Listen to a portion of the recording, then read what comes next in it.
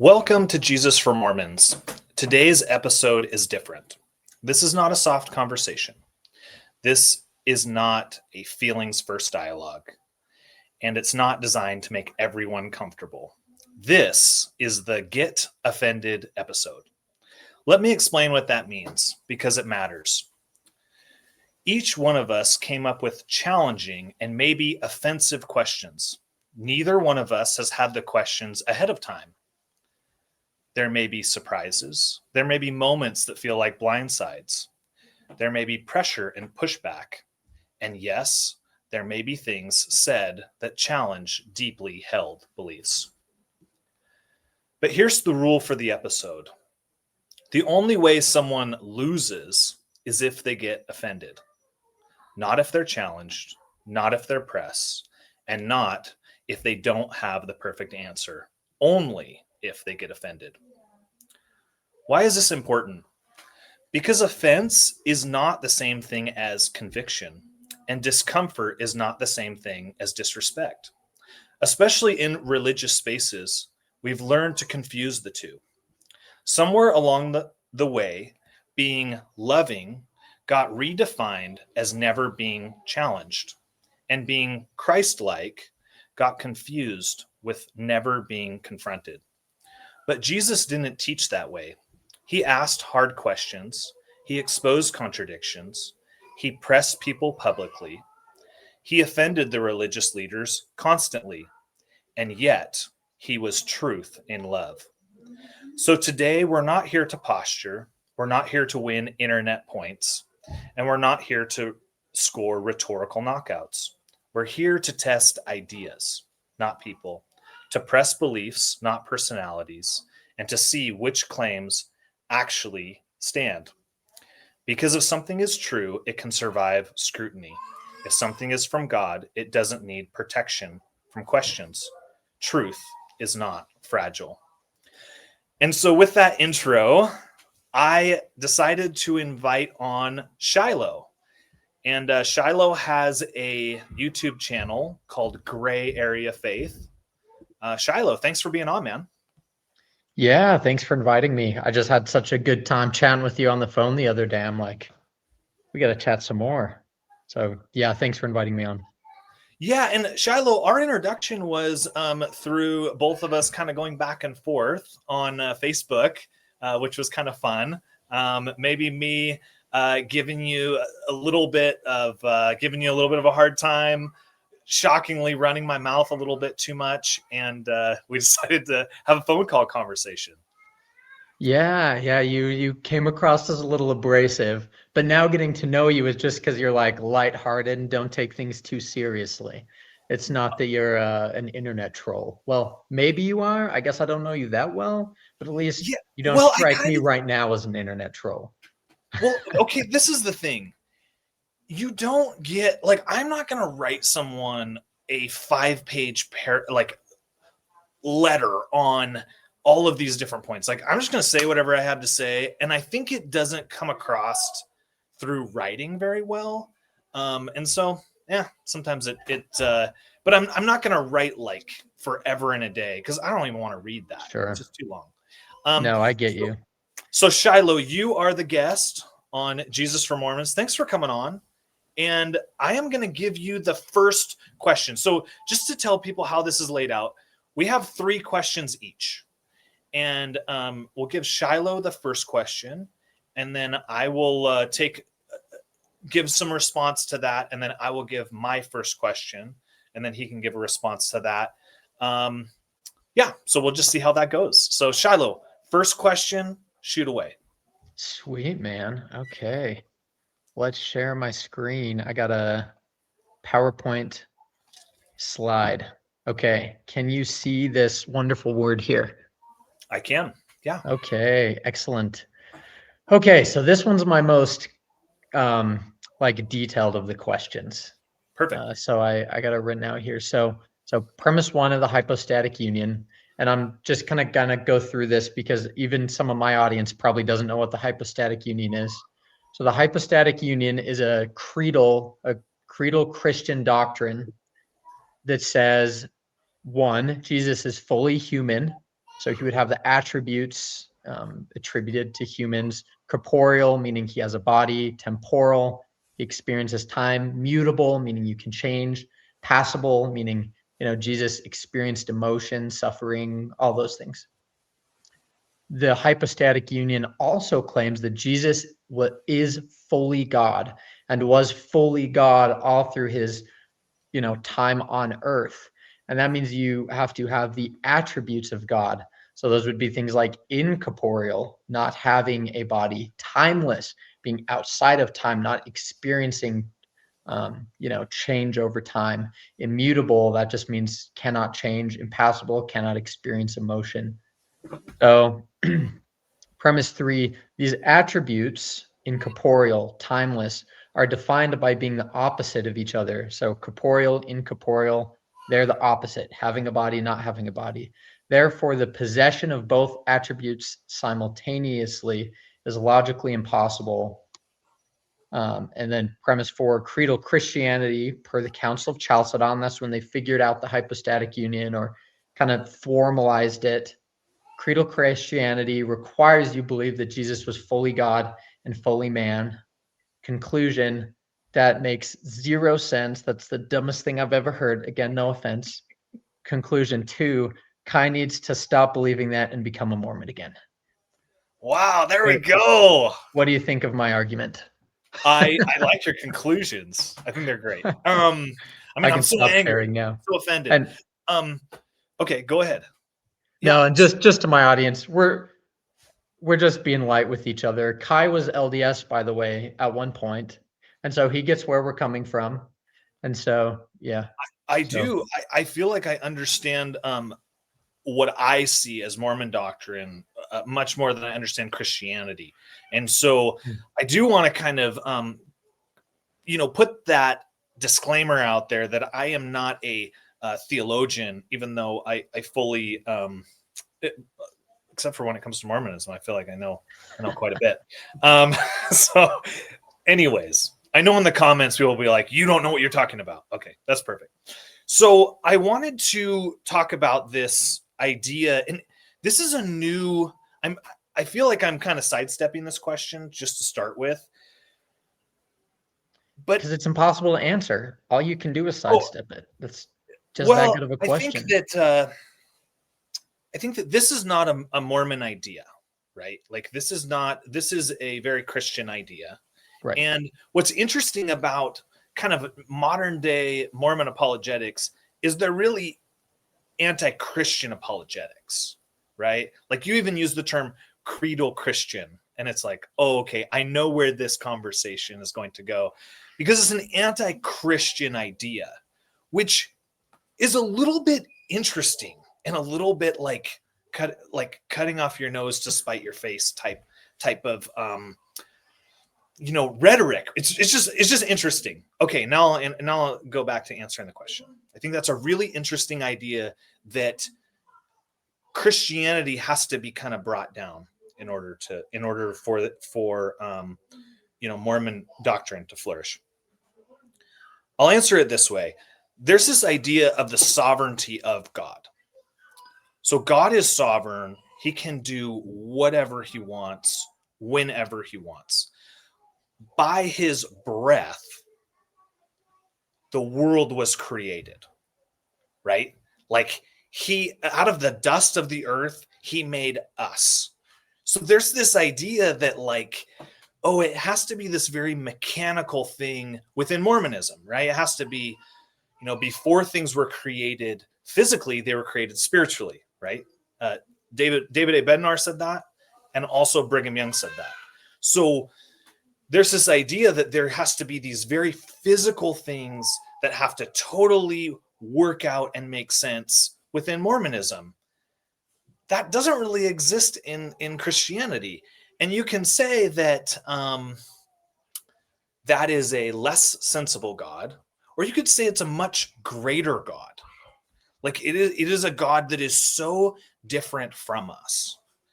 We are creatures. He is this great, powerful being that we try to comprehend, but really the best thing we can do is like worship this being for who and what he is. Like that's really all we can do, right? We have these ideas of like, we want to figure out who God is, what he is. We need to put him in these boxes, and so that it makes sense to us. But we don't fully comprehend who and what God is. Go ahead. Yeah, so a couple things there. I'm not saying we have to fully comprehend God, but what I am saying is God gave us truth-finding capabilities. These would be like our logic, our reasoning, our moral intuitions. These are the tools God gave us to find truth. And so we can use them to learn about him. We're made in his image, right? We're made to be able to discern truth. So, whenever I bring up these clearly contradictory claims of creedal Christianity, the Son of God, Jesus, was simultaneously incorporeal and corporeal, or he was simultaneously immutable, unable to change while being mutable, fully human, or fully God, fully human. These are, and again, we're being just completely honest with each other, right? These are like insulting to human intelligence. they're Oh, and you say oh, like I it's completely glorious. disagree. Yeah, well, I know you do, but Completely, because they require us to abandon our truth finding tools. wow, I wouldn't say that. I would say I wouldn't say that at all. Like I would say that God does not have to be what we want him to be and what makes sense to us. Like this is from Isaiah, and this is scripture mastery, Mormon scripture mastery, Old Testament for all you Member Mormons. of the Church of Jesus Christ of Latter-day Saints. There you go. Just Member of the Church just of Jesus joking. Christ of Latter-day Saints. No, just joking. Your thoughts are not my thoughts. Your ways are not my ways, right? And so we say, well, but God, we want you to have a body of flesh and bone that's as tangible as man, right? That's Mormon doctrine. That's not Christianity. And we want him to be, hey, you progressed along this path, the plan of salvation, the way that I'm trying to progress along this. Like that makes sense to me. But that's us taking God and saying, God, we want you to be this because this makes sense to us.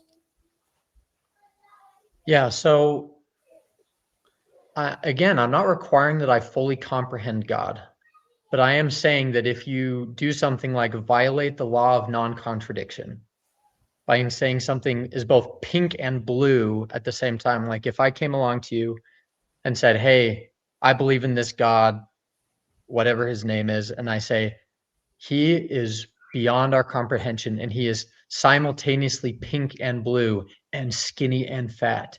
And he's just so outside of our comprehension, and it's glorious. Like, and you, by the way, like you shouldn't question it because it's like so beyond our comprehension that we just need to accept it and embrace it. And if you don't, you're probably going to hell. Like that's and Well, that's pretty loaded. and I'm not just being polemical here. Like, to get serious for a second, like I do take matters of salvation very seriously, but I feel like what I'm being asked to do with things like this is say the sky isn't blue, like something that just absolutely makes no sense, and I'm being told I have to say it makes sense or look past it, just blindly accept it, or else there's a potential that I am tormented for eternity. So I'll ask you this question: is God just? Sure. And is God merciful? Of course. Yes.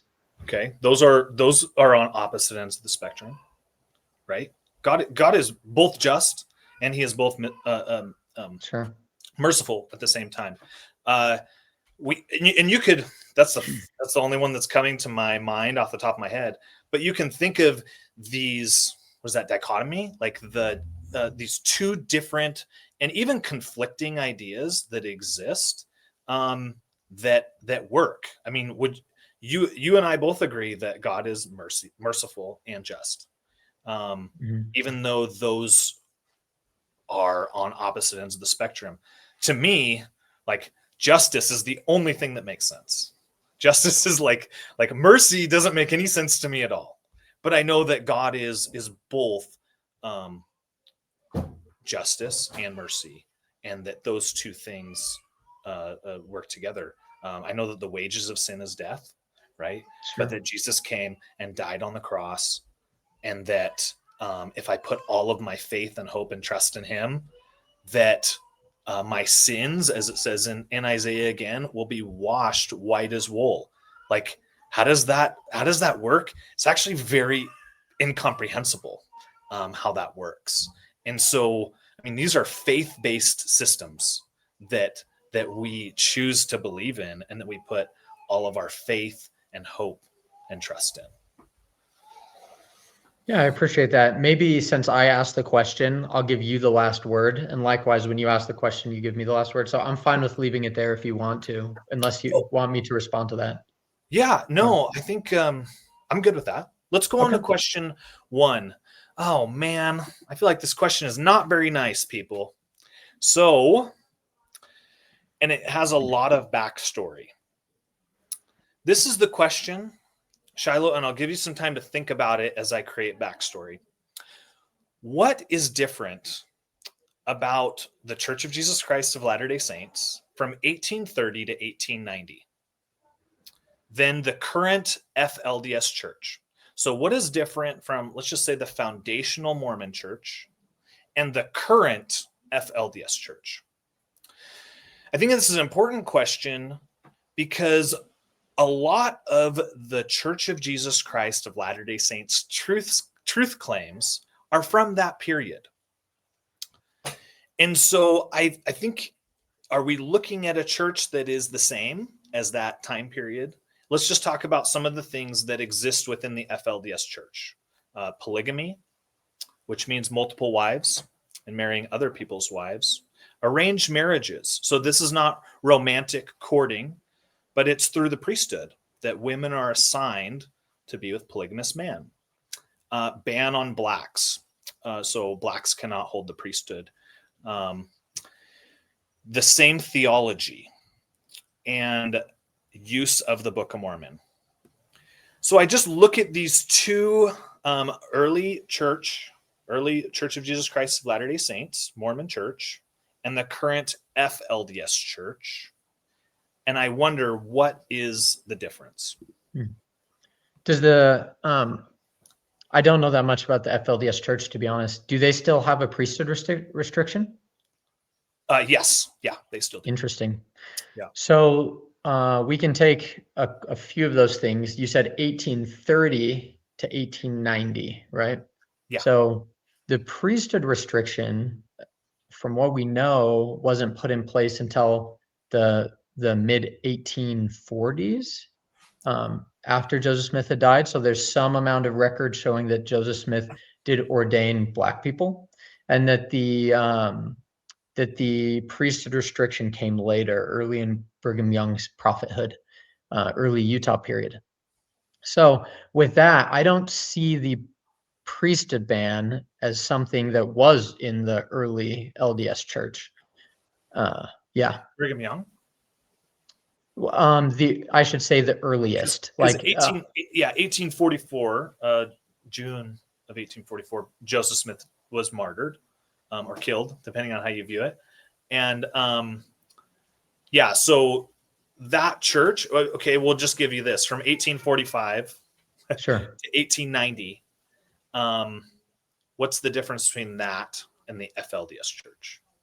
There's some really interesting similarities. Because they, like, I would say that the living oracle of God, the prophet, had the ability to say polygamy no longer, right? They have the authority to do that.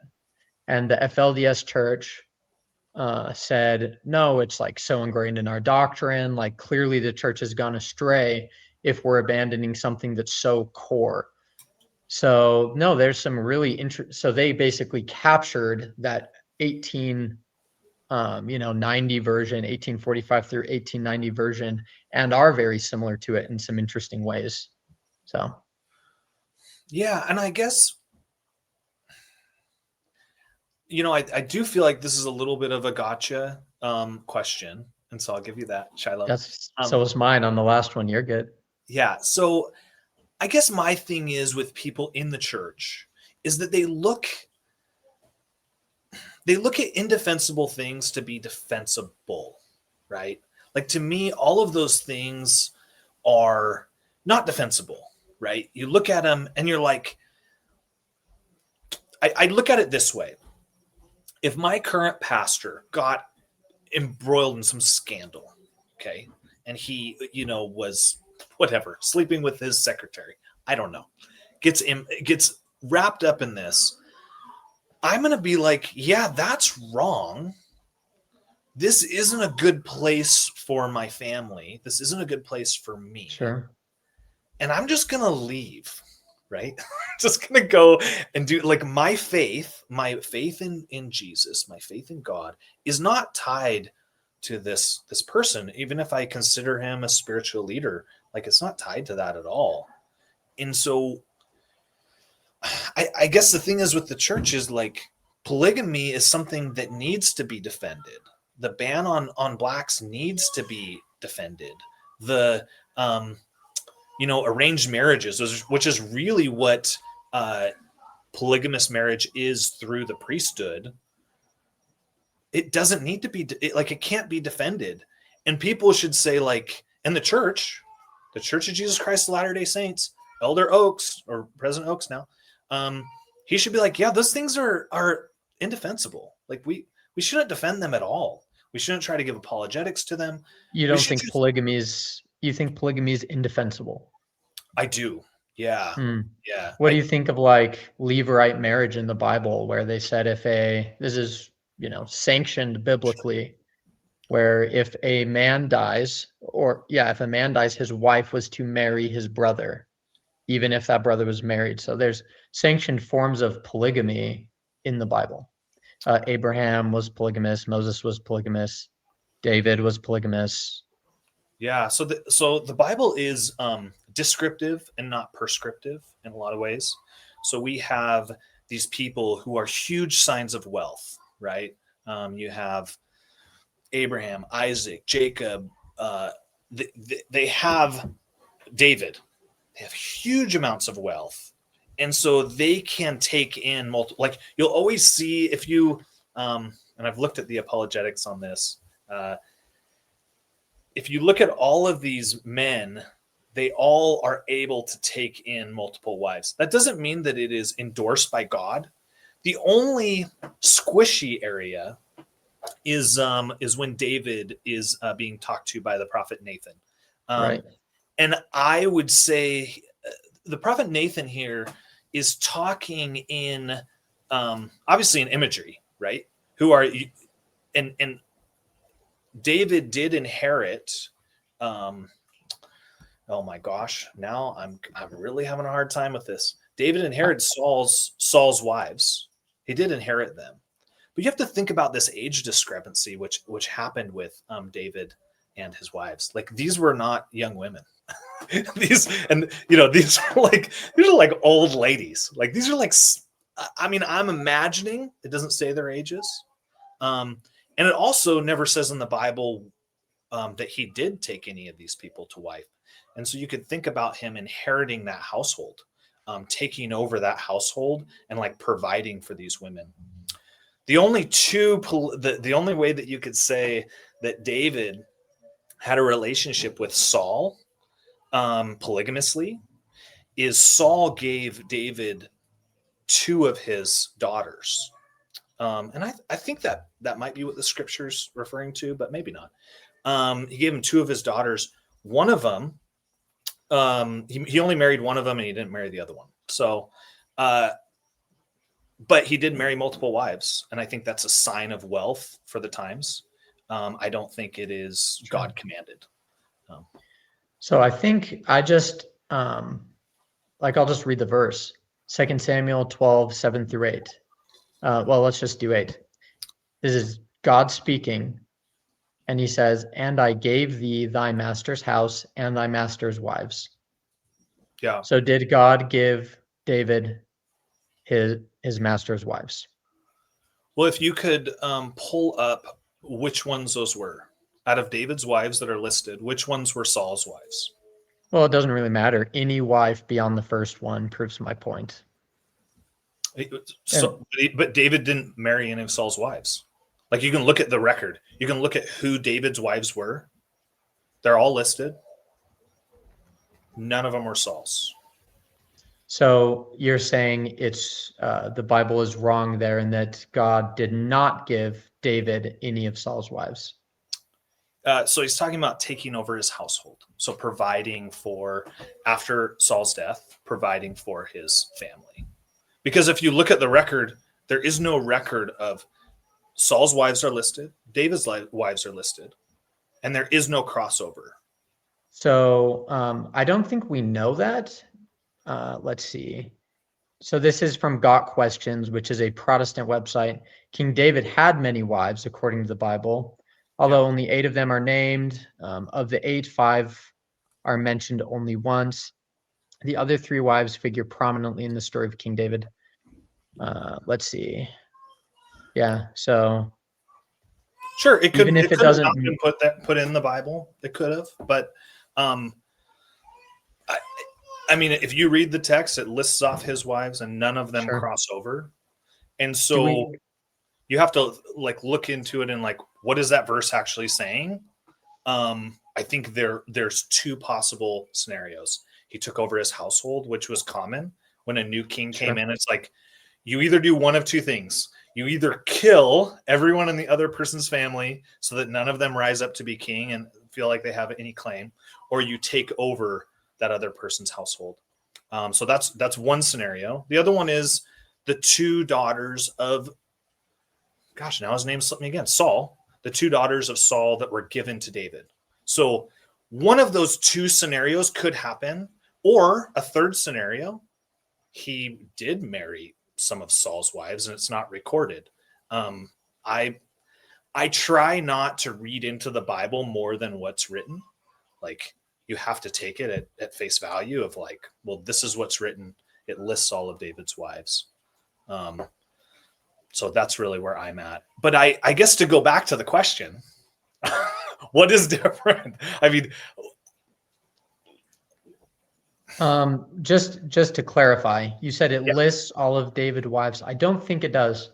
And Got Questions, again, Protestant website, says King David had many wives, although only 8 are named. So that seems to be saying there that he probably had more than 8, but only 8 are named. But again, that's yeah. But let me just be on your team for a second. Polygamy is very weird. Like, I'll give you that, especially like some of the earliest examples in Joseph Smith's life, very hard to grapple with.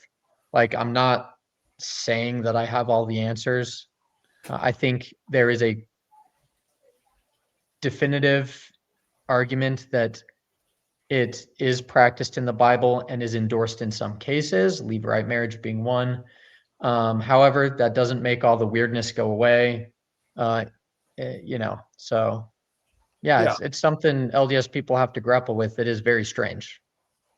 Yeah, and I think that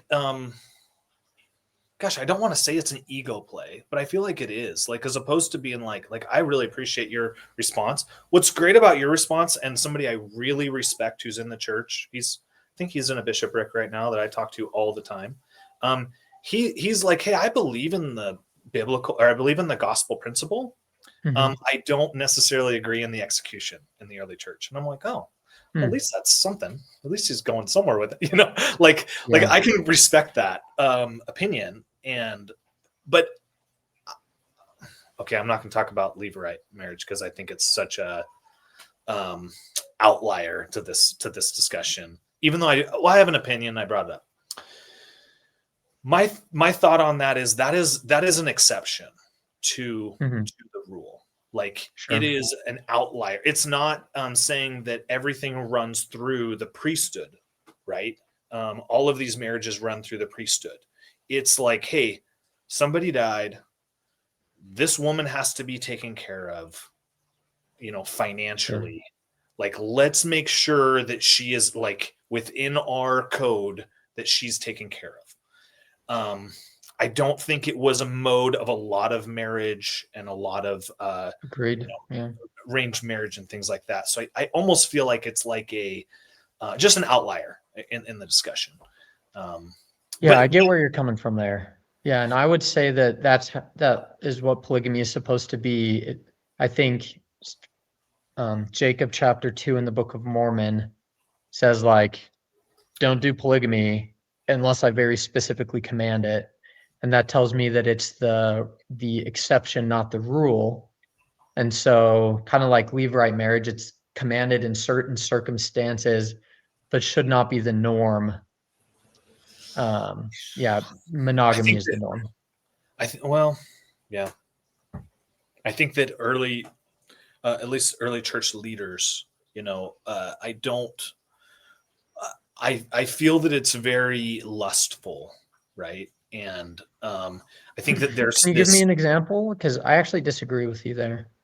Well, Brigham Young was very lustful. He had his kind of chosen wife that traveled with him all over, and other wives that he had, he kind of disregarded them entirely. Like if you look at like my Emily Dow Partridge is my 4-time great grandmother, and Sure. you look at she was sealed to Joseph first, and then she was sealed to Brigham. She had kids with Brigham, but Brigham didn't like her at all. He cast her like way out. She was out Hmm. like working in a dairy and just like, hey, and she even complained to Brigham. She's like, my life sucks.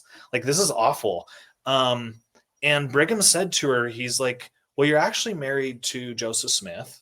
You're not even married to me. I should have never even really taken you in. You're a huge burden to me.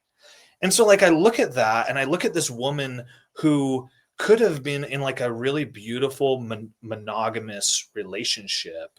And Sure. instead, she's one of, 30 whatever, 40 whatever that number is of Brigham Young, and not really like cared for and loved. And I mean, like, I have a daughter. Like, I look at that and I'm like, Yeah. gosh, it's just so like icky to me. Yeah. Um, I like get I that. wouldn't want that for my daughter at all. And so as opposed to like people doing a complete change, like 180 change, it's like levirate marriage. It's like, oh, like, it's not a good, it just doesn't work for me. Like it feels very like wrong. In a Yeah, I guess. So I asked for an example of like it being lustful. You gave me an example of Brigham Young being mean, and not Sure. saying Brigham Young wasn't mean. I'd be interested to read that account. Maybe you could send that to me. That's not something I'm familiar with.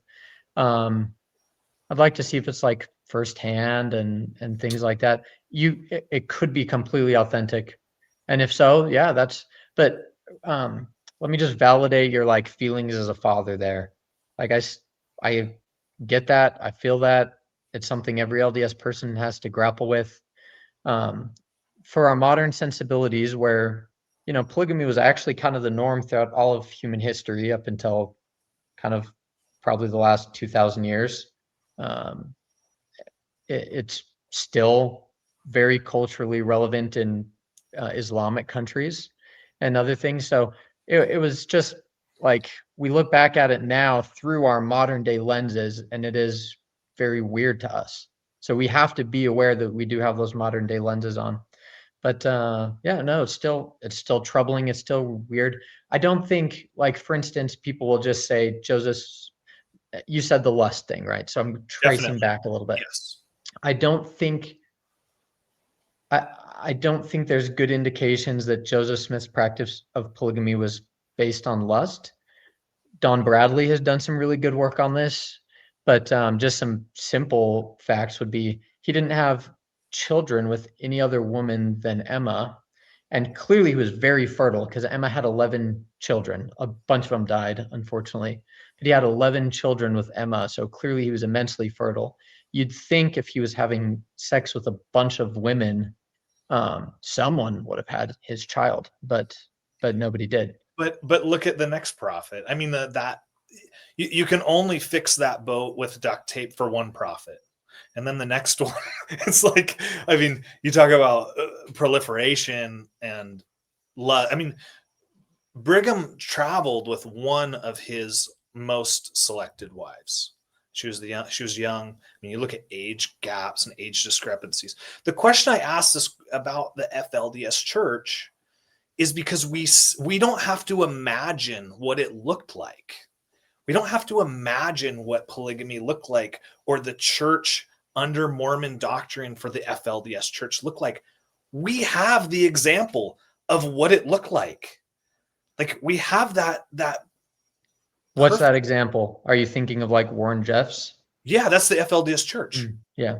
We I have know what that looks like. And so we say like, well, that's presentism. We don't really, even though people of the age, people of the mid 1800s were like appalled by polygamy. Sure. They took the same approach that I'm taking right now as I view the FLDS Church. Mm-hmm. Yeah. Yeah, like I said, a lot of your instincts, I share those instincts. Let me point out to you something that you're doing, though, that I think might be a little bit harmful. So you're taking probably the worst person from that movement, Warren Jeffs, right? The most abusive, the worst person.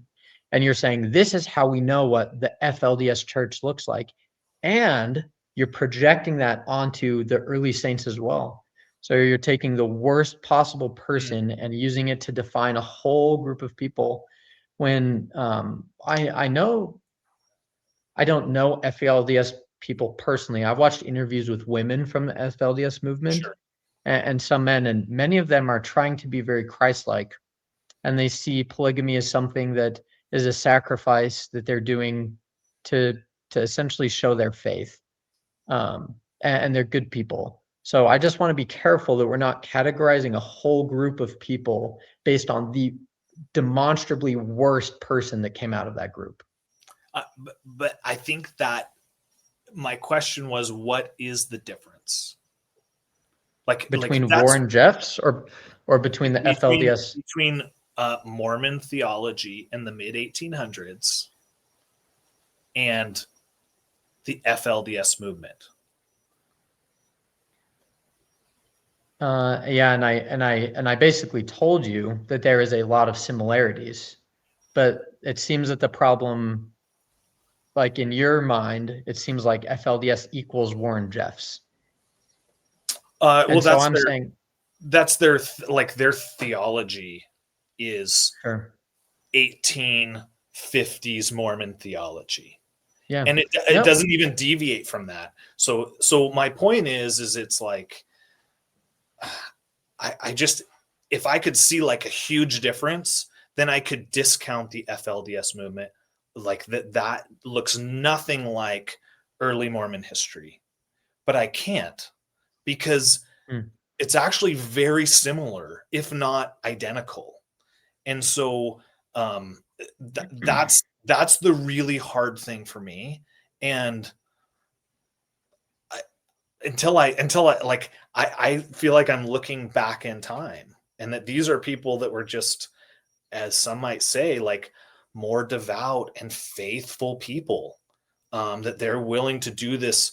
And let's just be honest, polygamy is really hard for women. Like, oh, sure. For men, like it's a corporate structure.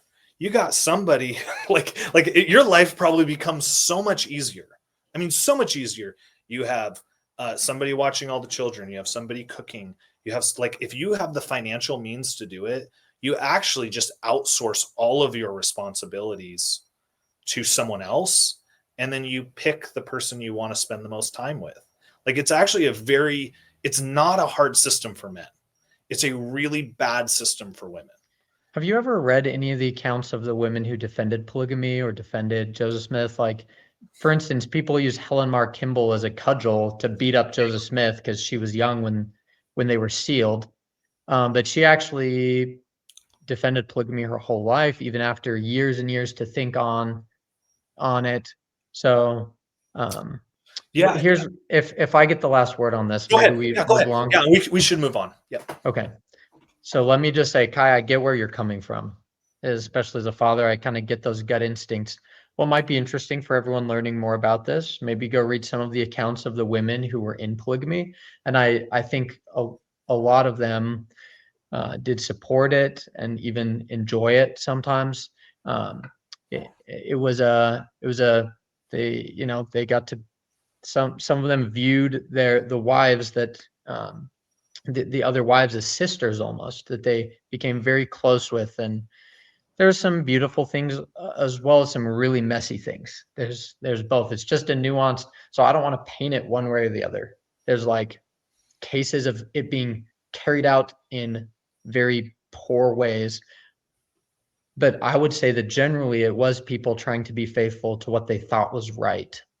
And you can see that as well. So there's a little bit of both. Okay. I gave you the last word. Thank you. I appreciate. I know you have more to say, so I appreciate it. Go ahead. So the question. So now is the question from Shiloh. Okay. All right. Let's bring back up my slides. Can you see that? Let me add you on here. Okay.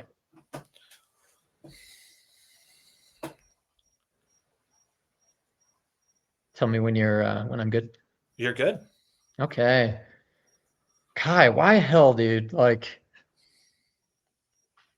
God, and really what the core of my argument here is that didn't God create every part of me? There is not a single part of me that God didn't create. He created my free will. He, you know, if I'm going to hell, God created me with the propensity towards Mormonism.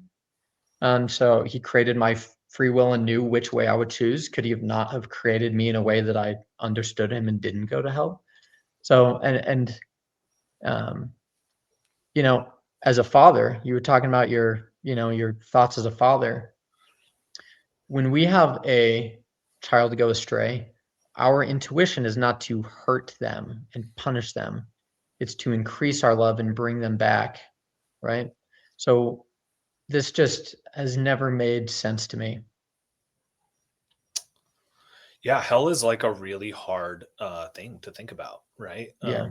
This eternal judgment that exists for people.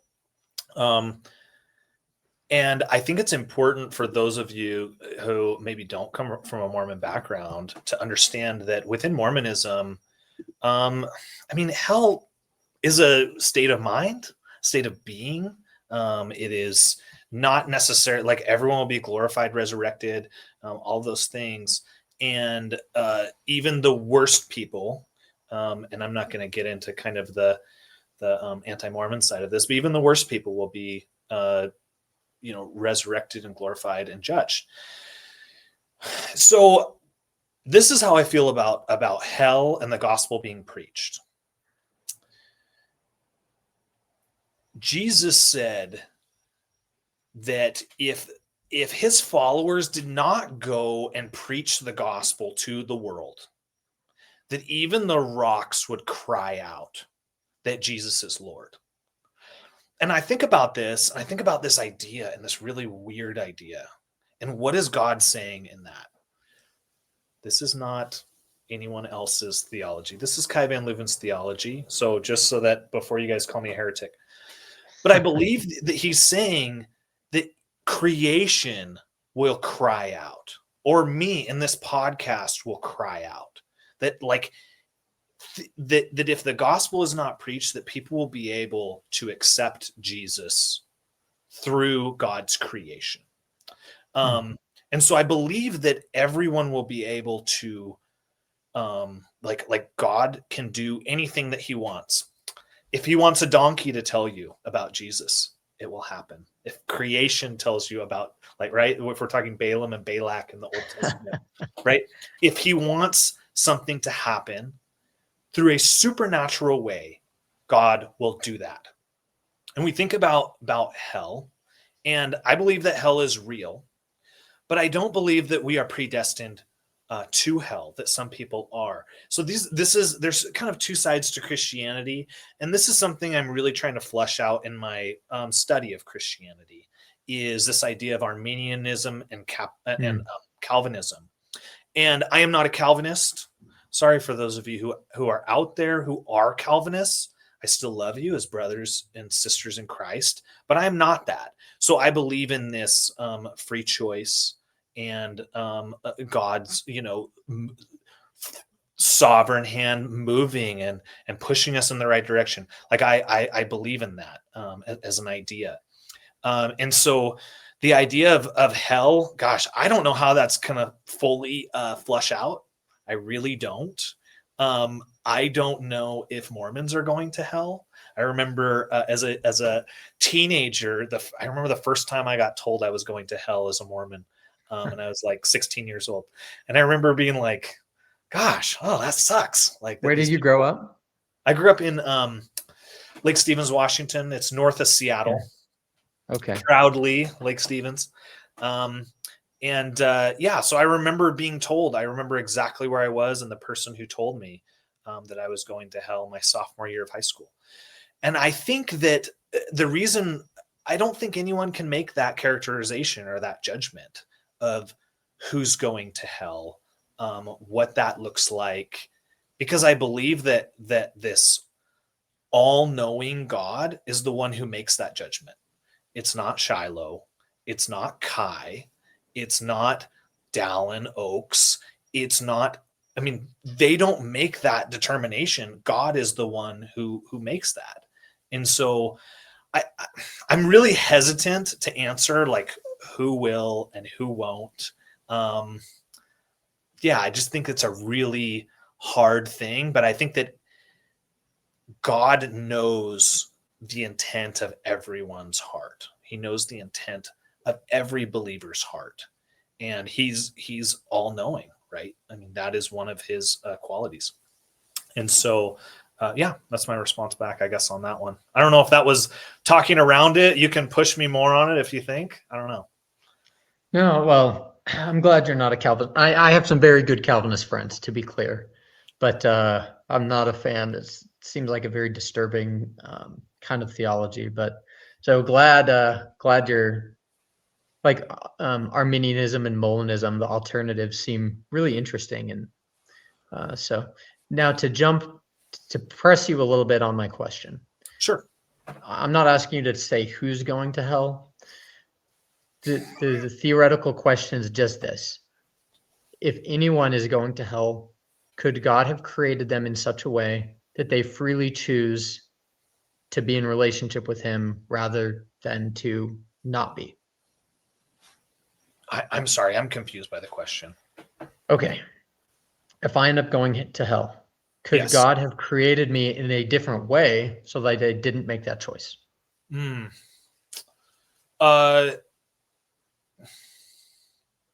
don't know.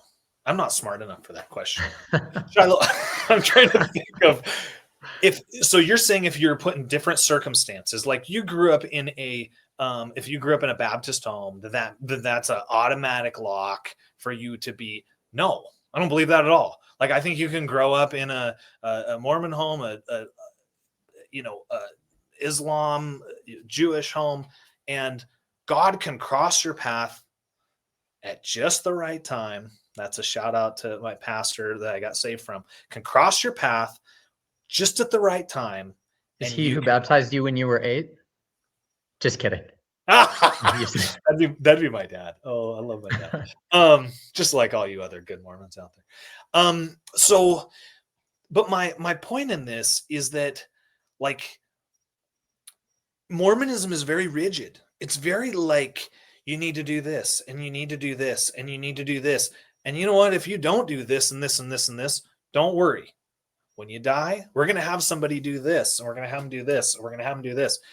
And I think, like, does any of that matter to God? Like, I think if you step back from Mormonism, to me, I'm like, no. Like, God is going to look on whatever type of person I am. He doesn't care about all of those things. He cares about, have I accepted him? Have I confessed that Jesus is Lord? Am I showing fruits of that conversion? Am I doing that? Like that's all that God cares about. He doesn't, to me, he doesn't care about all of the legalese and all of the steps, and all of that. It's not important. Do you want one for free, or do you got pushback on that? No, I mean, obvious. You kind of went into a thing about obedience and some other things there that may be a topic for another time, because I don't particularly like the framing of that. But yeah, with hell, I still don't see that you've answered the question. Maybe you're just saying you Oh, can't, okay. but could Well, I could can't make God that. have created a person, not change their circumstance, just change something in them so that they choose to accept him? And please take note that your God is omnipotent, capable of doing all everything that is logically possible. He can do all things. So he has Yeah. unlimited resources. So why is he not able? Is he not able to create everyone for heaven, or does he not want to? Well, I believe that everyone will have that opportunity in this life. Just like I said, even the rocks would cry out. They can look up at creation. I mean, like I look at actually what it means to be saved and to be covered by the blood of Jesus. It's like a pretty low bar. Like confess that Jesus is Lord and follow him daily. Like it's not like a super high like you have to come in contact with somebody who has the priesthood. Right, I'm not But you get what I'm saying? I'm Like not saying it's hard to get to heaven. That's not my argument. My argument is simply this. Could God have created someone who goes to hell in a way that they actually would have gone to heaven? So God created everything about every person. Every piece of us comes from God in your view. That includes their propensity towards sin. That includes their free will. That includes he foresaw their decision to reject him and made them in such a way that they would reject him. Right? yeah, so in your mind, a God who's taken away all agency would be a better God. No, that's not what I said. I said can he create them in a way in such that they freely accept him? So he keeps their agency, but he uses his omnipotence in such a way that they freely accept him. Like we know there's tons of people that But freely accept Jesus. So clearly it is possible for people to both accept Jesus and maintain their free will. So why didn't he just create those people, or just create the people that didn't accept them in a slightly different way? Like make me less convinced by Mormonism. I'm convinced Mormonism is true. Couldn't you have made me, like, if Mormonism is so obviously false, couldn't you have made me able to see that? well, now's your chance right now. And in a way, I'm actually kind of being serious. Like you have the gospel being preached to you right now. This guy right here, and saying like, you don't have to. All of those things can go away, and you can start a new life and become a new creature in Christ. Like all that stuff. Like if you feel like, hey, I don't have to stay with this, I can just keep all of the faith and the belief and everything that I have in Jesus, then I'm here for it. I mean, I think that's great. And what I'm saying is that the gospel is being preached. Like most of the people who have a problem with this have heard the gospel preached to them, right? Like Yeah, but like I have to accept, but I have to say the sky isn't blue.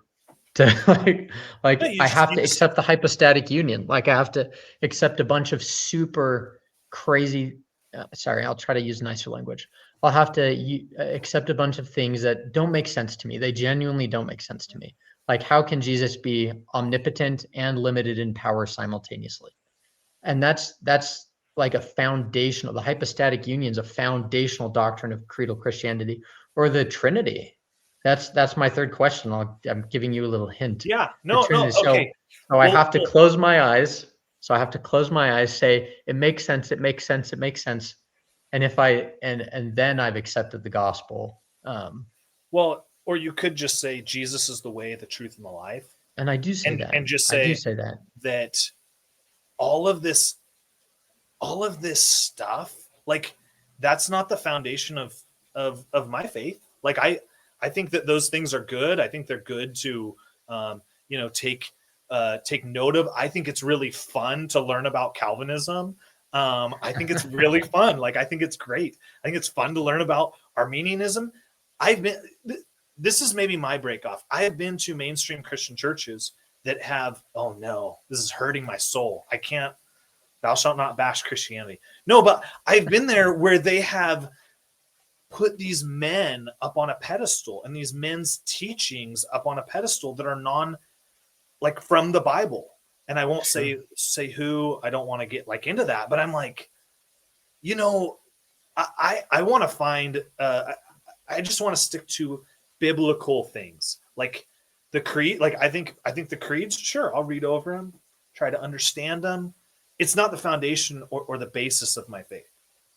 The basis of my faith is Jesus on the cross, rose again, and through that we have salvation. Through that, sin is blotted out.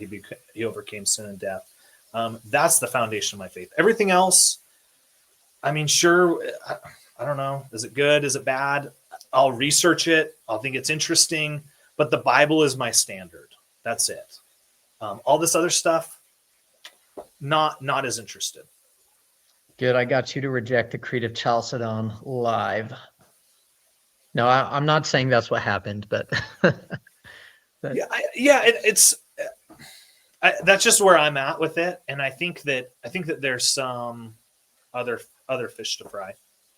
Yeah, I feel you. Okay. Do you want my next question? It's a lot easier. Sure. Okay. We'll just try to move through this a little bit. The 8th article of faith is, we believe the Bible to be the word of God as far as it is translated correctly. We also believe the Book of Mormon to be the word of God. For those of you not familiar with the articles of faith, they were, if I'm not mistaken, it was a letter that was written about the beliefs of the Church of Jesus Christ of Latter-day Saints by its first prophet, Joseph Smith. And so he said that we believe the Bible to be the word of God, and this is the important part, as far as it is translated correctly. We also believe the Book of Mormon to be the word of God. In a change of recent events, the Church of Jesus Christ of Latter-day Saints is now using any translation of the Bible. That's pretty awesome. I give the Church of Jesus Christ of Latter-day Saints 2 thumbs up. I endorse that and celebrate it. But I grew up reading the KJV. And doing that, what I'm surprised with now, looking at the 8th article of faith and understanding Mormon doctrine, is why does the church not use the Joseph Smith translation? Why is it rarely used? It is that more correct translation of the Bible. And so why is it that the Church of Jesus Christ of Latter-day Saints does not strictly use the Joseph Smith translation? Yeah, good question. So most people today view the Joseph Smith translation as more like an inspired commentary rather than an actual translation. And I don't think Joseph Smith was claiming to do a secular translation. It's not like he had manuscripts and different textual variants in front of him and was trying to discern. He was just going by the Spirit and basically giving inspired commentary. Maybe you have some pushback there, but they do. It's not like the church has abandoned the Joseph Smith translation. For instance, we have footnotes to it in our Bibles today. It'll have like, a little reference, and then we can go down on the page and read like what Joseph Smith had to say about it. So we still do use it in that sense. Yeah. So translation does not mean translation. It means commentary. And I think what's interesting is that he went Genesis through Revelation. He went through the whole thing. And I think it's interesting because I mean, Christianity will be told that, all of their creeds are an abomination. I remember being as a missionary in St. Louis, Missouri, and telling people that the Bible, the plain and precious truths were lost out of it. And so if a prophet of God, I'm putting that in air quotes, used the Bible to come up with this translation that we're just looking at and we're being like, oh, because it's not actually like a good translation, like it actually doesn't clarify anything. It doesn't help in any way. It's actually a commentary. It's working backwards from a problem, as opposed to saying, hey, it stands on its own, and over time, it's actually going to become more true as a translation. But instead, the church has actually said, well, all these other translations are actually pretty good, and we don't really use the full translation of the Joseph Smith translation. We're just kind of like, oh yeah, that was something that was done. We're going to include part of it, and the rest of it, not so much.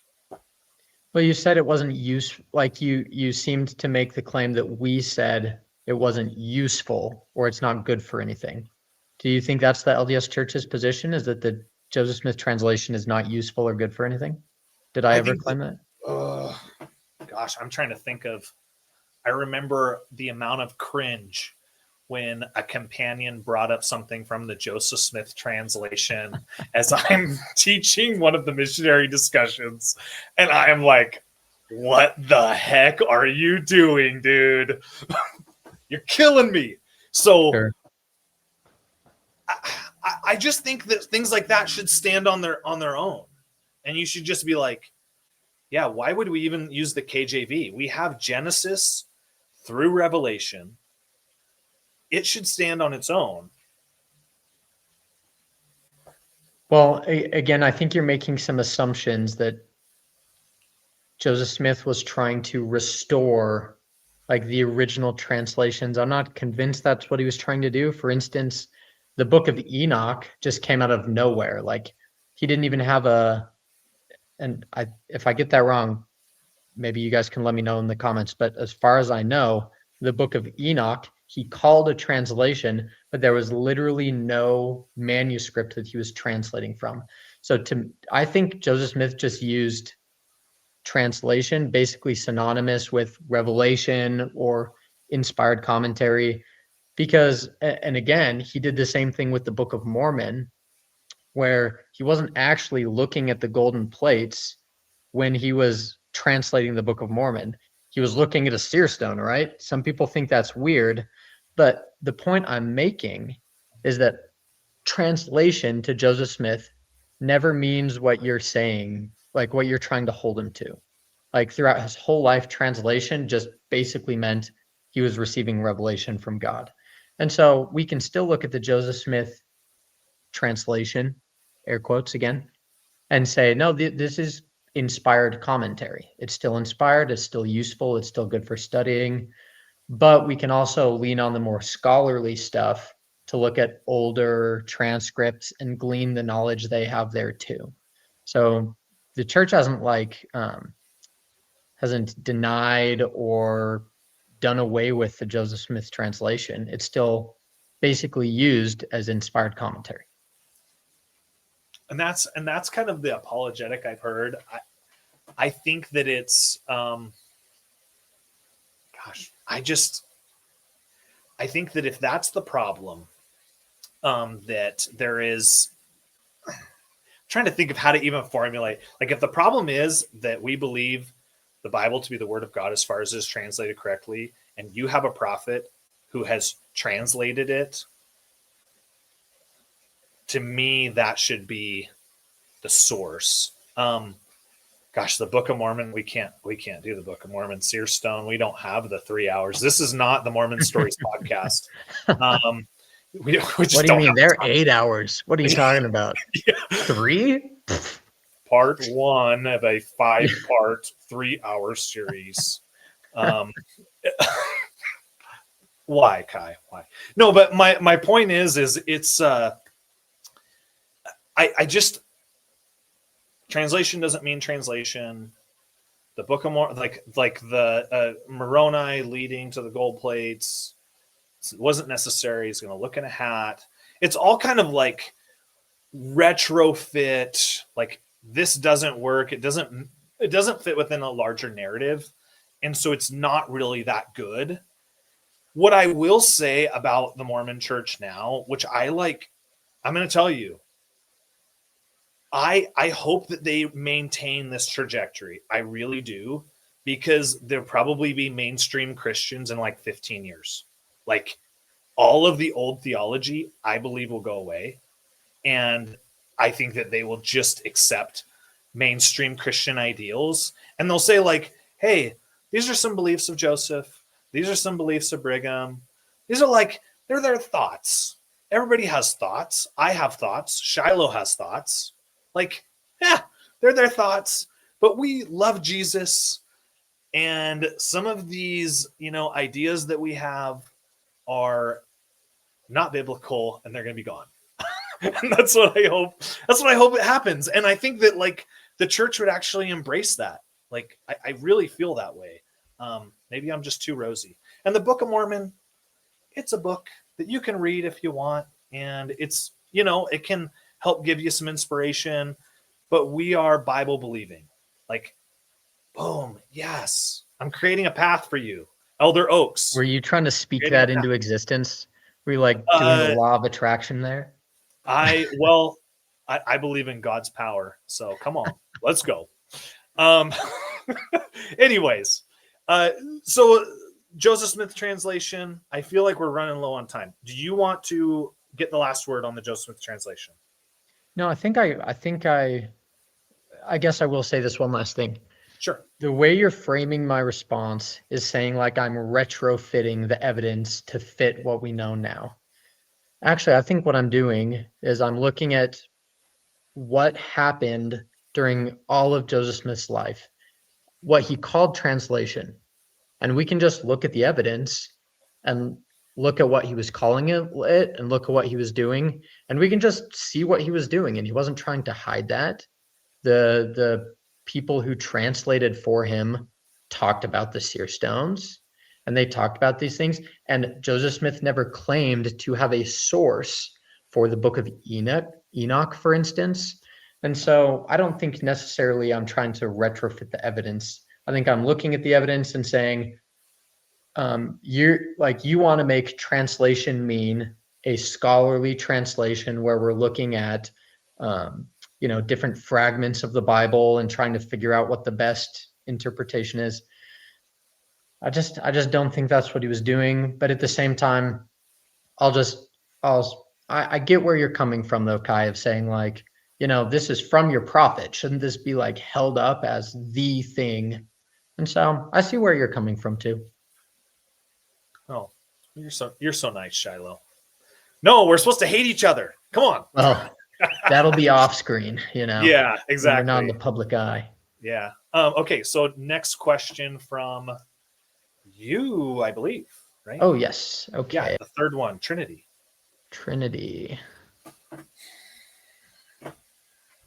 Okay. Can you see my screen? Is it big? Oh, let me put this up. Okay.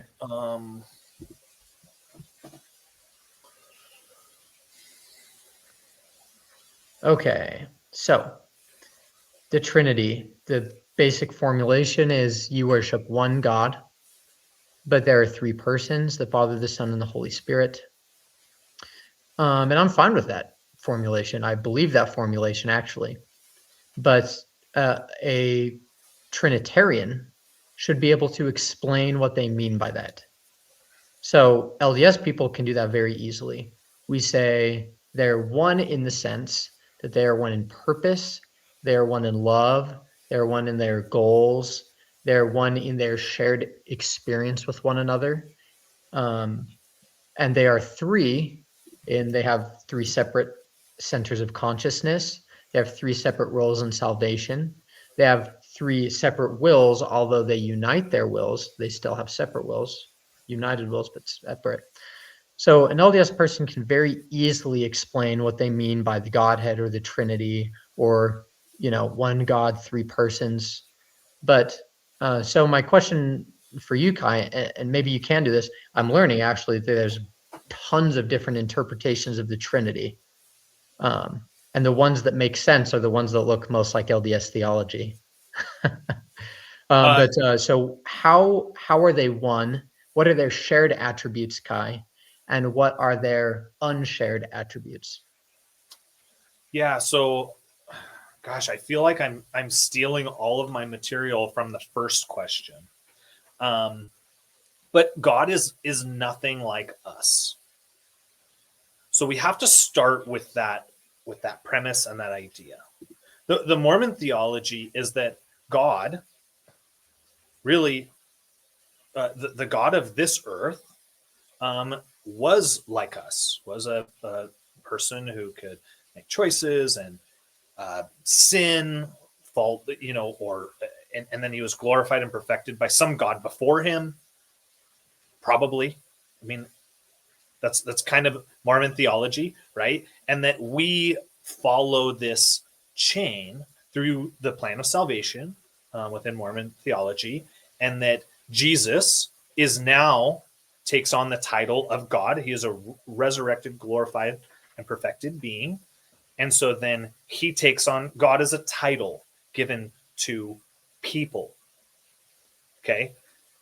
That's not Christianity at all. Like that is, I think that's what actually keeps Mormonism out of Christianity, is this idea of who is God and who are we, right? Who is God?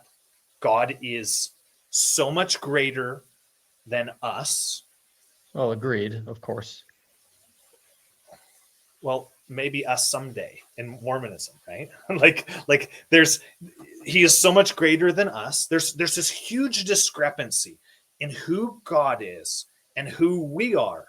Within Mormonism, you are God in embryo, right? So that was said by Elder Holland. You are God in embryo. You are as man once was, or as God once was, man can become, right? So you have this, there's a gap, and there are useful tools to close this gap. Jesus being that useful tool that separates a man from godhood, right? Like that is what the plan of salvation is. It is, we were spirit children first. We came to earth.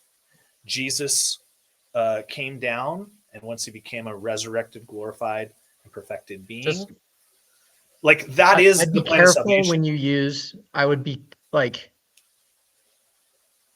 careful when you say something like Mormons see Jesus as a useful tool.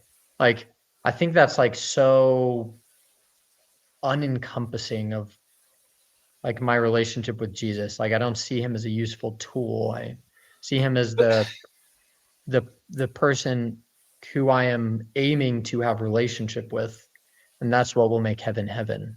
But why though? Are you like asking? Go Yeah, ahead. why is that? Because the relationship is for exaltation and eternal progression. That's the why. Yeah, what is, what is exaltation? It's, to me, you should look into Blake Ostler a little bit. I kind of borrow a lot of ideas from him, but the thought is God the Son, God the Father, and God the Holy Ghost are in eternal loving unity one with another. And they're trying to share with us the loving bond that they have with each other, the loving relationship that they have with each other. So exaltation is to be brought into the most perfect loving relationship there is. And then things like becoming a God ourselves, that is rather speculative. There's nothing in this, Kai, there's nothing in the scriptures that says that. The implication is something like this. Well, I don't think you're being honest. Then where's it in the scriptures? Because it's in the temple. Tell me where it says something like, So that you will we'll be be a god of our own kings and planet, or queens, those kind of kings things. and queens, daughters, Sure. sons and daughters of the Most High God, right? That language is Um, biblical. so We're kings and priests to God. That's certainly biblical language. so the idea of eternal progression, like I think it's hard for me because I look at like eternal progression is that you will be exalted and you will become a god someday. Like that is what like that's the whole, if you look at the whole story of what the plan of salvation is saying, it is we were spiritual beings before this earth. We are sons and daughters of God, spiritually begotten of God. We came down to earth to get a body. Our God the Father has a glorified and perfected body that is as tangible as man, right? Like Sure. I, Oh I yeah. think that I think that this idea of like, and then exaltation and eternal progression, that is what the eternities look like.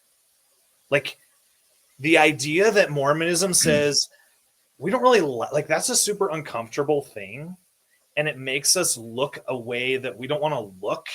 And so No. we're going to make the back end of this like not make any sense at all, and it's super gray and we don't know, even though we kind of know. Then, well, a few things. First of all, I don't think it's weird. So if God wants to give us all that he has, if he wants to give us, if he doesn't want to covet his creative powers, and if he wants to share those things with us, who are you to say that that is weird or bad? Or like, if he wants to share those things with us, he can. All I'm saying is what that looks like in detail is speculative by nature. And the one thing you pointed to was language in the temple, the kings and priests language, but Revelations 1:6 uses that same language, and this is the English Standard Version, and made us a kingdom, priests to God and Father. To him be glory and dominion forever and ever. Yeah, so priests to God. There's all this sort of we're co-inheritors or co-heirs of Christ. This kind of language is biblical. And I agree with you that sometimes we take it to a speculative space. And and I'm not saying that you're making that up and that the LDS Church has never taught that. Certainly, prophets and apostles and things like that Definitely have taught that. So I mean, have we have to given. go to they're speaking as a man because it Well, doesn't fit. no, It doesn't. It's not comfortable. I I mean, don't it's think just they're a incorrect. I don't think they're necessarily incorrect, but they're giving they're giving their opinions, their interpretations. But if it's not found anywhere in scripture, am I not justified in saying, this seems kind of speculative to me? so. This is the problem: is that God through the Bible has said before me there was no other God. Like he said that in Isaiah. He said before me there I am the beginning, I am the Alpha, and I am the Omega. Another part Sure. in the Bible. He's not saying, he's not putting an asterisk in there and saying except for if you do this. There's no asterisks. I am the beginning, I am the end, I am the Alpha. Beside me there are no other gods. I mean, it's very like straightforward. And I think what happens is like I actually think this is the one thing within Mormonism that kind of keeps them outside of the Christian bubble, is this relationship that they feel that they have towards God, that is non-biblical and really in every way creates Well, a false relationship between God and creation. yeah, so you keep saying it's unbiblical, it's unbiblical. Maybe we could get into a further discussion about that because you keep assuming that. I don't think that is the case, actually. I think you're Well, immutable, besides me, there are no impassible, other God. incorporeal. I think you're immutable, impassible, incorporeal. I think that is immensely unbiblical. So I think the Christian God is like super unbiblical. But maybe we can discuss that in a future discussion. This actually started out as me asking your opinion on the Trinity. Oh, the Trinity. So, Oh no. yeah. So Oh no. I feel so, like Jacob Hansen right now, dodging the question. Sorry. so how are Yes. they one and how are they three? Yeah. So I think gosh, maybe I started on this train of thought and then I veered.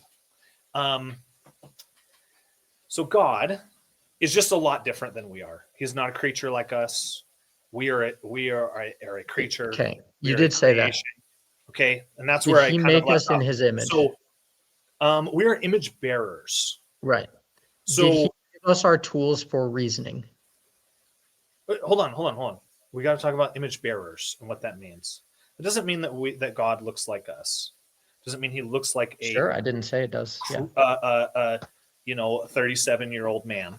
That's not what I'm saying, or any form of man.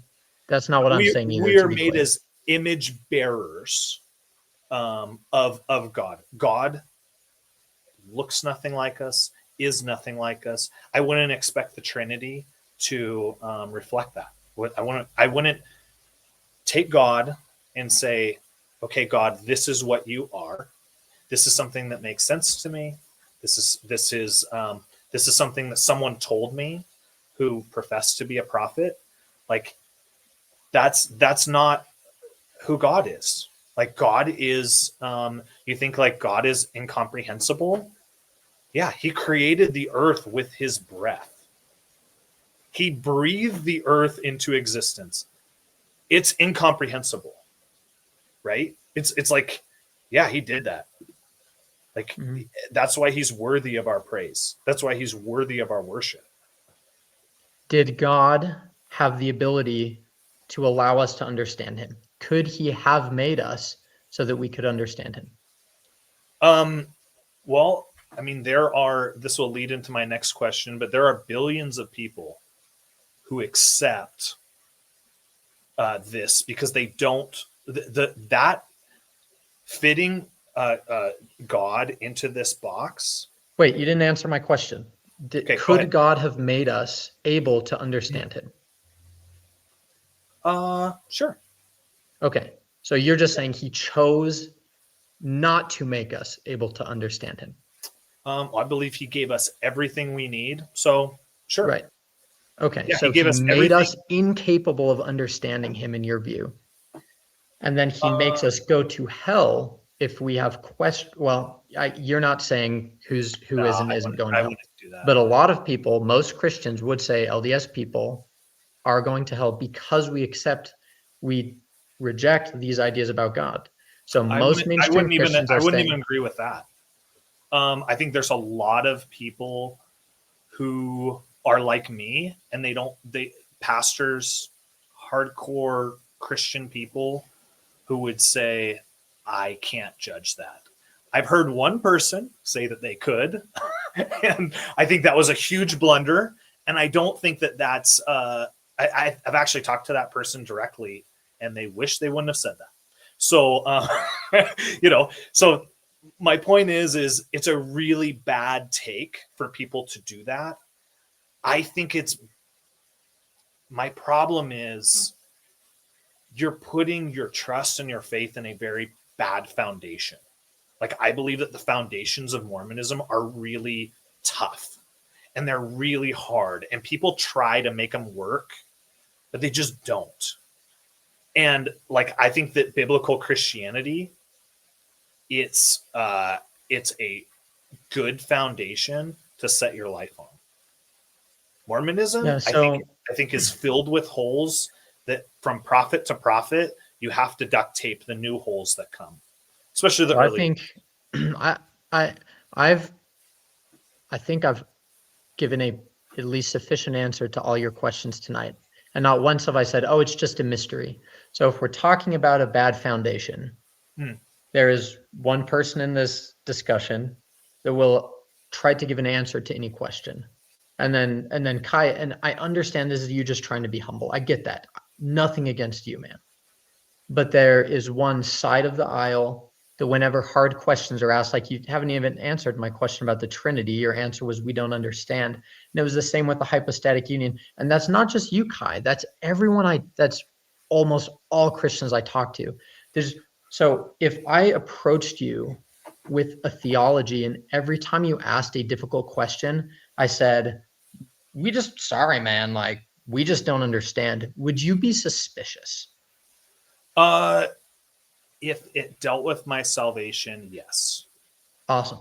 Great. But Thank you. this doesn't deal with your salvation. Like you're bringing up, how do I say this? Who God is, Yeah. who we are. That is, I don't know if it's salvation based. Gosh, like for me, excluding Mormons, okay? If you believe in the resurrection, like I think you're a Christian. I appreciate that. Isn't that interesting? Like, but then I'm like, but this relationship is so skewed. And to me, is that going to determine people's salvation? I don't know, but I would want to stick to something that I felt like is super solid and concrete. Like you could point out, there are problems in every single Christian movement and people within them that are problematic, right? But that's not the basis of my salvation, right? Like you can say like this kind of offshoot part, mischaracterizing who God is and who we are. I think that's a really hard thing to be like, yeah, that's okay. Like that's really hard for me to do that. Like fully understanding the Trinity, I don't think that distorts the relationship. And you might think it does. You might be like, well, you don't even know what you worship. To me, I feel totally comfortable with it. And you may feel totally comfortable in your position, but I think that there's not enough, messing up that relationship. Like this is life eternal, that you would know me, right? Like that you would know the one true God. So I'm confused. Is Trinity salvific or not? Because you said it wasn't, but now you're kind of saying like we're messing up the nature of God, and that does seem to hold some salvific weight. I'm a little confused. I mean, I can't be. If you told me, Kai, are Mormons saved? I'd have I'm a perpetual optimist. I would love to say yes. I would love to. Am I sure of that? No. And that's why I have a podcast that talks because I believe that it is, I think you're just like flipping a coin. And I think that's like super scary to me as somebody who like loves Mormons. Shiloh, we're probably related, like we look kind of similar. Yeah. You're better looking. You have a better forehead. I got the 5 head. You got that glassy Hawaiian skin. No, but my point is like I absolutely love Mormons. And to me, it does seem like a coin flip. It seems very like problematic to me. And I hope it doesn't matter to God. That's what I hope for. But to me, it's like, oh, it makes me feel like I remember that point after I was saved, after I accepted Jesus, just this like weight that came on me about like people that I know who I believe are awesome people, like not being saved. Just that weight. And I'm like, oh, that is so I don't know. It's just really heavy and intense. And so I don't want to like put that lightly and be like, yeah, it probably doesn't matter, because I don't know. So I still don't see that you've answered the question. Maybe your question is, or maybe your answer is, it's just beyond our comprehension. If that is the response, I would say that's my response. Okay. Then I would just say, do you at least empathize with LDS people who come to Christians with sincere questions about, help me understand this? Like, God gave me this truth finding tool, and the answers is always, we don't understand. Do you at least see how that is troubling to an LDS person? Yeah, I understand how that could be troubling, but I also think it's coming from an anti-Christian, pro-Mormon perspective, right? So it's not. This is not you get what I'm saying? Like it's like me starting off this discussion with polygamy, right? Like that's not coming from a general question from Christianity. It's okay. I know Mormonism. I know kind of the problematic things with it. So it's coming at it from a different lens of like I've been taught these problems, and the only solution is what the prophet has told me, and Oh, so that's what we're certainly going not. with. Certainly. That is certainly not how I do my epistemology. How I come to truth is not just turn off my brain and listen to what the prophets tell me. I use logic, I use science, I use scripture, I use the testimony of prophets, I use the witness of the Holy Spirit. I have a bunch of truth finding tools that I can use. My problem with mainstream Christianity is that you have to bury those tools. So you would say my moral intuitions are revolted at the thought of people, or maybe you wouldn't say this. I say this. My moral intuitions are revolted when a Christian tells me that a baby is deserving of eternal torment. So I have to bury those truth finding tools in order to convert to your side. And my logic says, and my reason and the law of non-contradiction says that the hypostatic union is utterly incoherent. And so I have to bury those in order to adopt your religion. And in your worldview, God gave me truth making tools just so I have to bury them to not go to hell. It appears that's what's happening. I think that's quite the leap. Well, you've said Because on most of my questions tonight, you've said God's bigger than us. We don't understand, right? You've deflected. I wouldn't say that. I would say I've recognized and I'm in submission to God, right? Like that's all Yeah, it is. I get You that know, that's how you see it, and I accept that. I yeah, get that's how you see it, is that and I'll be nice here for a second because I was being very polemical there. From your perspective, you're just saying, I'm a fallen man. How could I possibly try to understand someone so much bigger than me? And I get that's where you're coming from, so I don't want to be mean.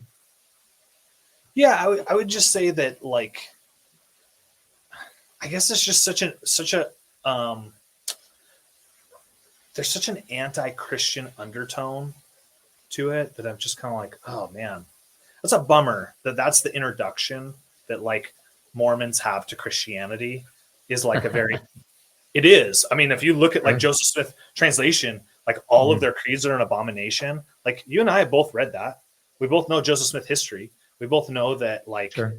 they draw near to me with their lips, but their hearts are far from me. Like that's mine and yours and all Mormons who have served a mission or have been in the church for a long time.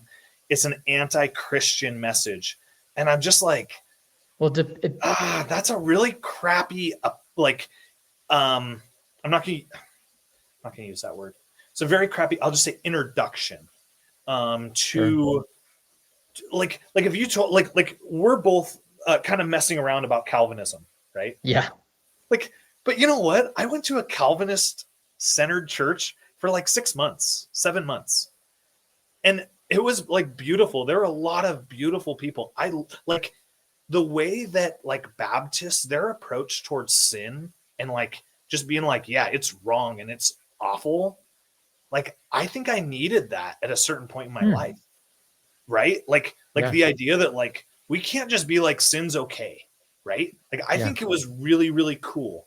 Um, I tend to be a little more charismatic in Armenian and like Mhm. and it's a little lighter and I Yeah. take these things like super seriously and so I need a little light in my life. I can't get in there and have it be too so I just think like these flavors of Christianity I think can be really helpful and really good for people and what's unfortunate is that there's this very like anti-Christian lens. I think that's kind of changing.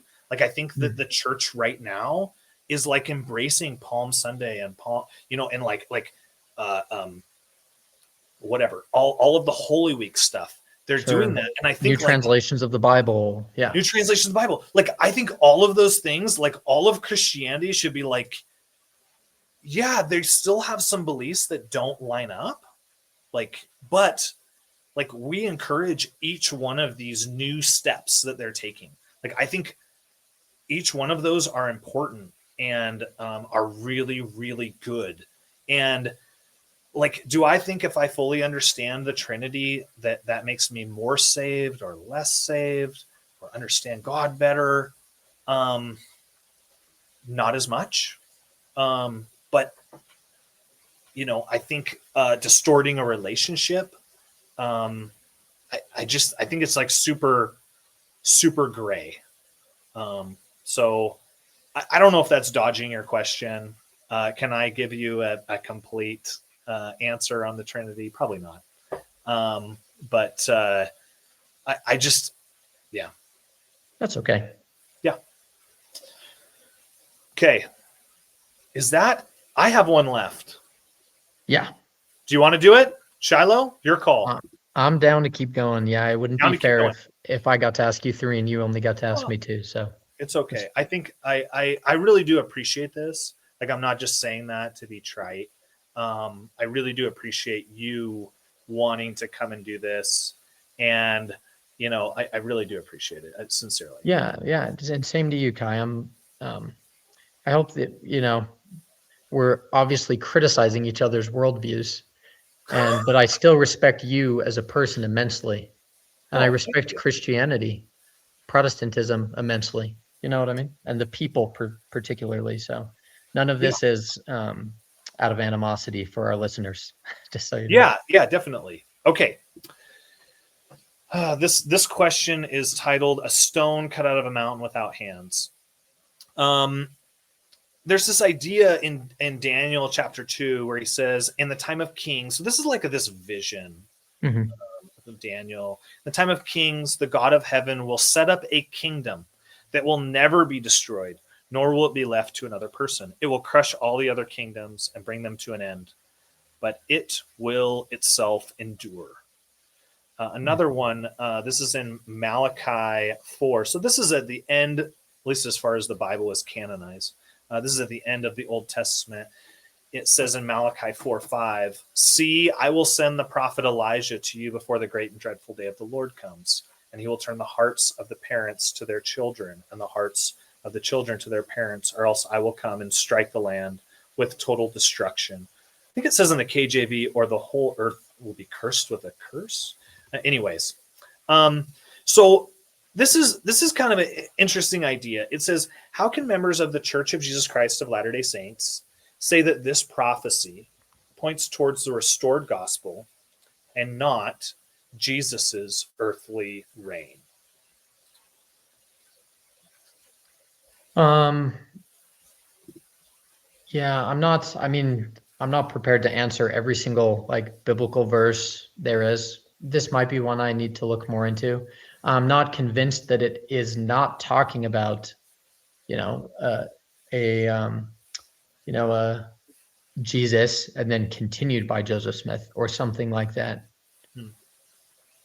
Or it could have multiple interpretations. For instance, some of the messianic prophecies in the latter parts of Isaiah have partial fulfillments with people in that time, but then they have their ultimate fulfillment in Jesus Christ. And so there can be double meanings to biblical passages or double fulfillments. So it can be referring to Jesus or Joseph Smith both. But honestly, I'd need to look more into the passage and do more research before I give a fully flushed out answer on what I think of that passage. Okay. You can push back if you want. Well, I think that I guess what kind of bothers me in hindsight, it never bothered me when I was in the church, is that we read these verses, right? And we are like, yeah, that talks about Joseph. that's when Elijah came, was it Kirtland? Yeah, the Kirtland Temple, and gave back the keys, right? But we know that, like, in the Bible, Elijah is talking about John the Baptist, right? And that John the Baptist paved the way for Jesus to come in, right? And so that's who that verse is talking about. The other thing is like Jesus set up his kingdom here on earth, right? And Mormonism believes that it couldn't have continued on. It didn't. There was a great apostasy that happened, and that Joseph Smith,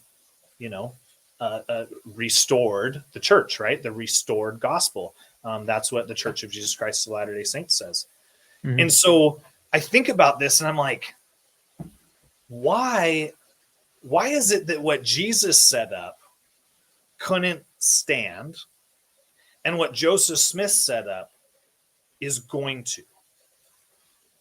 And what makes me, like, I guess what kind of gives me the hardest part about this is, if it was Joseph, right? There's 17 million Mormons on the earth, members of the Church of Jesus Christ of Latter-day Saints on the earth today. Good man. There are 2.4 billion Christians in the world. 2.4 billion. And that's like hard to make to understand that. But Christianity is 141 times bigger than Mormonism. It's 141 times bigger. So if we're talking about something going out and reaching the whole earth, right?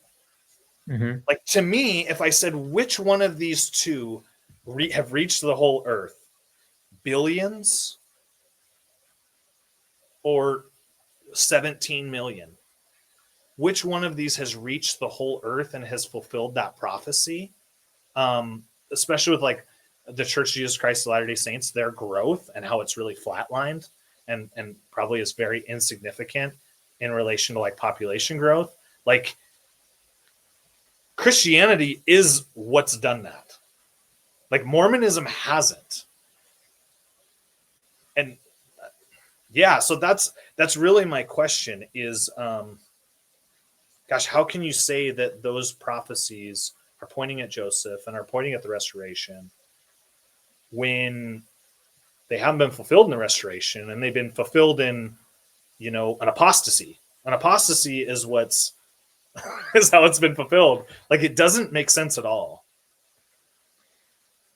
Yeah, doing a membership comparison, I don't think is very relevant. How much bigger was paganism than Christianity when Jesus was alive? Thousands of times bigger, right? So, but it grew. And the Church of Jesus Christ of Latter-day Saints has been growing. And you say that's flatlined. There's been a general decrease in church attendance across all religions, and even sources that are not friendly with the church, such as the Salt Lake Tribune, would say that Mormonism actually weathered that storm better than most Christian denominations. So yes, has there been a flatline in new membership and more people going inactive? Yes, absolutely. But unfortunately, that's across all denominations. It's sad. It's not good. It's sad for both of our traditions, right? So yeah, to say the LDS Church is smaller than Protestantism, well, we do have a belief that it will continue to grow and fulfill the promises talked about in the scriptures. Yeah. And Protestantism didn't even exist until 17, couple hundred years ago. Yeah. Reformation. Yeah. So I fail to see how that's the true church, but maybe that's that's certainly a different topic. Yeah, definitely. Yeah, well, I don't want this to get too long in the tooth. I think, Shiloh, I really appreciate you being on here. Yeah, that's true. It doesn't matter the numbers, but I just look at I don't know, I just don't want to go back and have to explain everything. Like, go back and be like, well, it kind of is, but it isn't. I don't know. Anyways, but I do appreciate you being on. Go ahead. Maybe I missed your point there a little bit. Maybe we can discuss it again at some point. You can try to re-explain to my semi-intelligent brain that what you were meaning there, and maybe it'll hit with more force. I One of us certainly. needs to be an egomaniac. I think that's what this is coming down to. Anyways, but I do appreciate you being on, and your preparation. This is a holiday season, and so I really do appreciate that. I am going to kind of land the plane. Shiloh, you know what? Can I give you one last time? Do you I want to hear about this gray area faith, because I think that's a really compelling name to your podcast. Can I just give you just the floor to kind of talk about your podcast and what it is that you do? Because I do like that name. Go ahead. Yeah, thanks, man. I appreciate you letting me put a little plug in for myself. Sure.